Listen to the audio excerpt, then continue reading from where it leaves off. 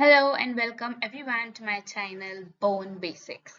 Now today we will be learning about muscles of forearm, especially flexor muscles and especially superficial muscles of forearm. So let's begin. Superficial muscles. Now you all can see here I have put it a table here where you all can see muscle, nerve supply and action. So first muscle is pronator teres. Pronator teres. Pronator teres is supplied by median nerve and its action is pronation of forearm. So best way to remember the action of pronator teres is P, P. P for pronation, P for pronator teres. The action itself says which. So pronation of forearm, pronator teres, supplied by median nerve. Next is flexor carpi radialis. Again, it is supplied by median nerve. Action is flexes and abducts hands at wrist. Again, flexor, from flexor you all can remember flexes and abducts hands at wrist. Next is palmaris longus. Again, it is supplied by median nerve. It flexes wrist joint. Palmaris has wrist and flexes wrist. Wrist also has a pronunciation of wrist. So palmaris longus flexes wrist joint. Next is flexor digitorum superficialis. Flexor digitorum superficialis also supplied by median nerve. It again flexes middle phalanx of fingers and assists in flexing proximal and wrist joint. Flexes middle phalanx of fingers and assists in flexing proximal and wrist joint. Next is flexor carpi ulnaris. Ulnaris by ulnar nerve flexes and adducts the hand at wrist joint. Remember, abduction of hand at wrist joint is done by flexor carpi radialis and adduction of the hand at wrist joint is done by flexor carpi ulnaris. Now I hope you all are clear. You all can take a screenshot of this. You all can take a screenshot of this. Now moving towards the next. Now here you all can see I have showed the muscle, first muscle, which is pronator teres. As I told you all, what is its function? Its function is to flex the its function is to pronate the forearm. So see, you all can see this muscle is the pronator teres muscle. Now let me just give a brief that all flexor muscles starts from, or all flexor muscles originate from the medial epicondyle of humerus. So see, this is, I have showed a picture here. This is the muscle of pronator teres. Now the best way to remember human anatomy is just to draw the diagram of muscles and just to draw from its origin and its insertion. So see, I have just a rough idea I have given you all of pronator teres muscle. This is the medial epicondyle of humerus and this is pronator teres muscle. So you all can clearly see from where it is originating. It is originating from the medial epicondyle of humerus to the lateral aspect of shaft of radius. Sorry, I have by mistakenly written humerus, but it is to the lateral aspect of shaft of radius. I'll just correct it here. It's not humerus.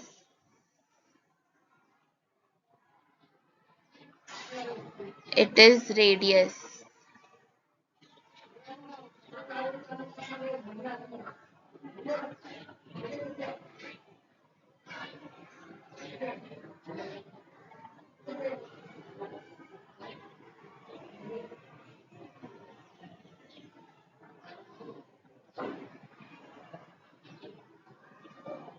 It is radius. Okay.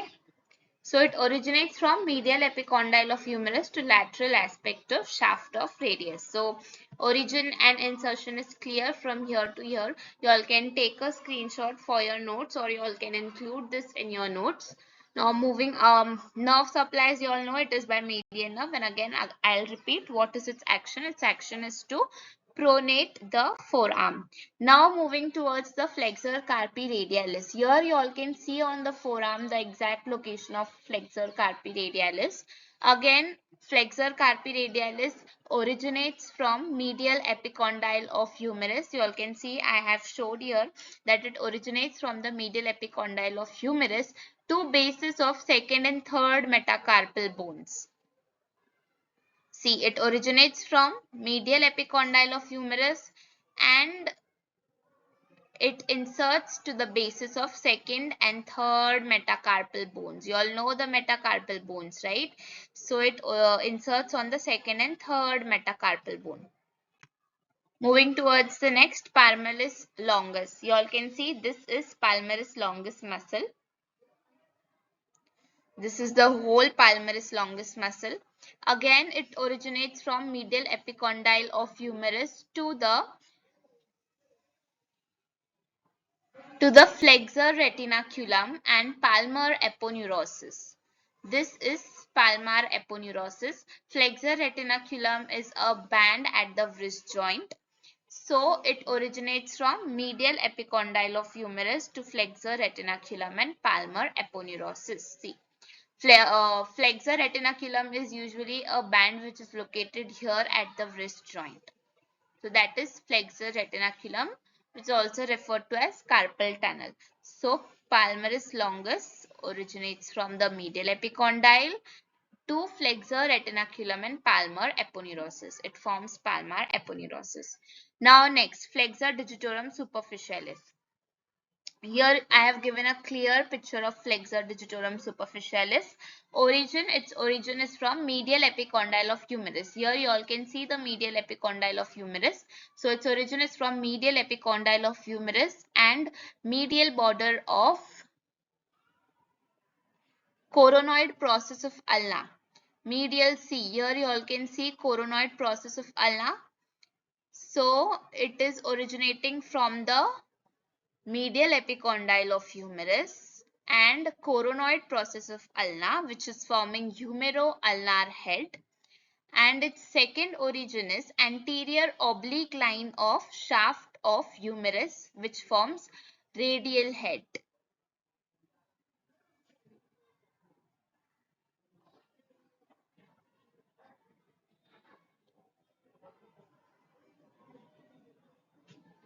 Anterior oblique line of radius. Here again I have by mistake I've written here humerus, but it is radius here again.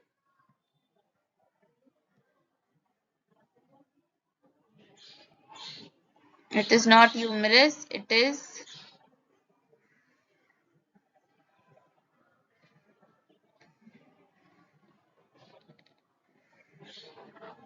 radius.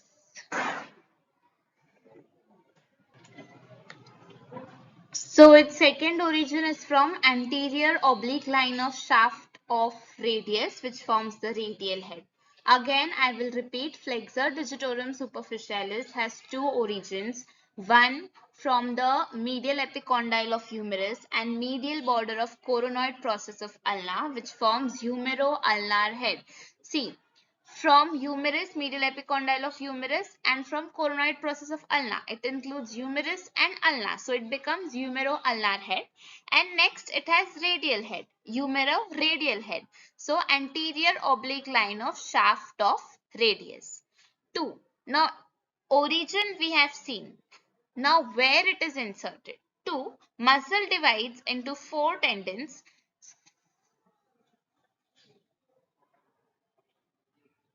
Muscle divides into 4 tendons and inserted on middle phalanx, second to fifth.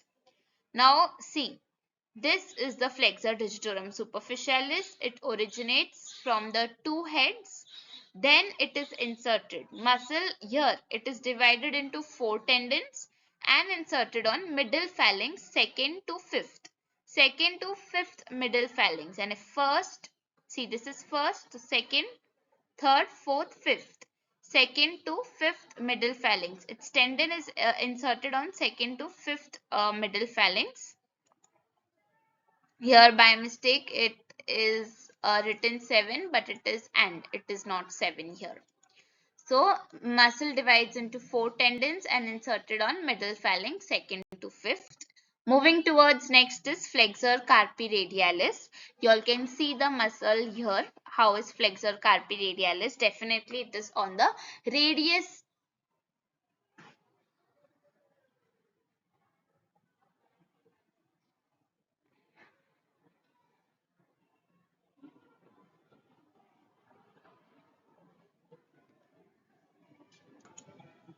So next muscle is flexor carpi ulnaris.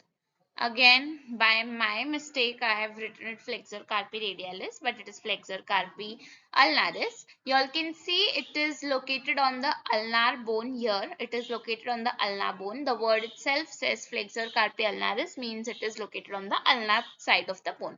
Now again, we will see its origin. Again, as I told you all the flexor muscles of forearm originate from the medial epicondyle of humerus.